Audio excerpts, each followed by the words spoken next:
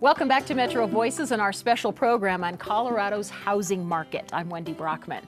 The downturn in the economy means many Colorado families are facing the possibility of losing their homes to foreclosure. And while many homeowners may feel helpless, there actually are steps you can take to save your home. We have assembled an amazing team of experts to walk us through what to do if you're falling behind on your mortgage payments. We are pleased to have back Zachary Urban of the Colorado Division of Real Estate, Terrence Ware of the Denver Office of Economic Development, and welcome Tony Ormsby with Aurora's Homeownership Assistance Program, and Ryan McMakin of the Colorado Division of Housing. We've just got everything covered with you guys. Thanks for being here. A lot of people are living in fear of foreclosure. Should they be worried? I think that everybody should be worried, not just people that are in foreclosure. It's people who have a pension, who's invested in the stock market. It runs the gamut. I think we've all learned to be concerned about this issue because of how it has affected the entire economy. Mm-hmm. When or why can a lender foreclose on your home? I mean, how does that, what triggers it? Well, usually that's when you're at least 3 months behind when they can begin.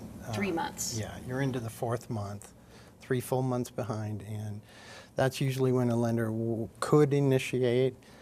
There's also, if you're running one payment behind for a period of 6 months or more, they could as well. Okay, so this is something you don't want to let get ahead of you. I mean, you need to contact someone immediately if you're starting to fall behind. Right, you don't want to ignore mail that you might get from the lender.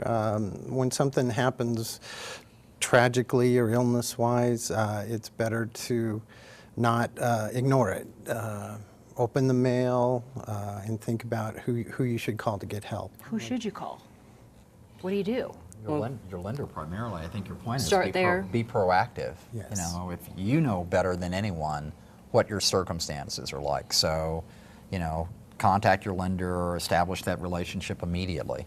When you talk about you have 3 months until foreclosure starts, that 3 months is probably the most critical. It's like the golden hour almost. Okay.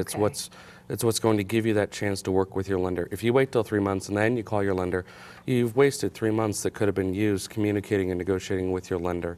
And so when you talk about when is immediate, it's before you miss that payment. It's as soon as you're leaving the job you just got laid off from on your way home, you're calling your lender and saying, guess what's going to just about ready to happen with me? I need to start working with you. Okay. What is housing counseling? I've never heard of this. Who's best to answer that one?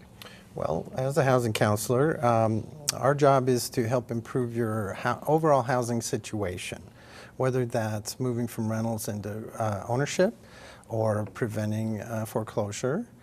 We also counsel seniors on reverse equity mortgage, which is another way to have income for people over 62. Okay.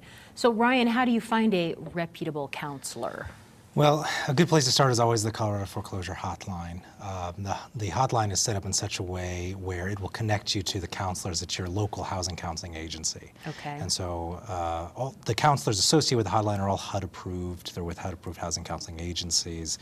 And so that guarantees you a certain minimal amount of training, and they're within that housing counseling community. So they're constantly communicating with each other about what's going on with the lenders, what are the strategies that work, and so on. But at the same time that you're contacting the hotline and really looking to see what you can do during that 3-month period that Zach mentioned, you really want to exhaust all your options in terms of you want to call the hotline, track down a counselor. You also, though, want to make sure and contact your lender yourself if you can, as well as perhaps consult with a real estate professional about if I needed to sell my house, what would that entail? Mm-hmm. And so don't just leave it up to the counselor and think that they'll be able to solve everything. Make sure and do your own research during this period. Make sure you've at least tried to contact your lender at the same time. But yes, you're definitely going to want to call that hotline and see if you can get in contact with those counselors. I think the key there is the HUD certified counselors, because there's a whole cottage industry that's grown up now as a result of the foreclosures. There are a number of mortgage bankers and brokers who are out there, real estate agents who have gotten into the business. So there's a large degree of fraud that's now occurring for people who want to step in and mitigate your foreclosure problem. So I think the key is making sure that they're HUD certified. And what is the counselor going to do, though? I mean, it's not like therapy. I mean, Well, certainly not. they're kind of like They're going to No. guide you to where you need to go to get help? A counselor, a good counselor knows what your mortgage company can and cannot do for you. They understand what those options are, and they're almost like a guide through the phone maze of which person to talk to. And in many cases, lenders will talk directly to a housing counselor because they know that they work for a nonprofit, they don't have a dog in the fight, and their role is to help the homeowner come up with the best possible solution. So they're not getting a commission, their role is completely neutral, and so because of that, you know that the counselor can walk you through and give you the answers that someone else may not, because the answer that a real estate agent is going to give you might be to sell your property because there's a commission involved. Sure. Different Well, advice. and that's key, the whole commission issue. If you run into a counselor and the first conversation begins with commission or fees, then that's when you know you're probably not talking to the right person. Okay. Right, you should note that the hotline and its counselors, they work with you free of charge. Okay. So if you're working with someone and they demand some payment, then you know you're not working with one of the All right. hotline And counselors. give me a call so our office can make sure that those folks are dealt with properly. All right, so housing counseling should be free, right? Almost certainly. If you Yes. want to make sure they're reputable and they're HUD approved. HUD approved, right. Okay. What types of remedies can you negotiate with your lender?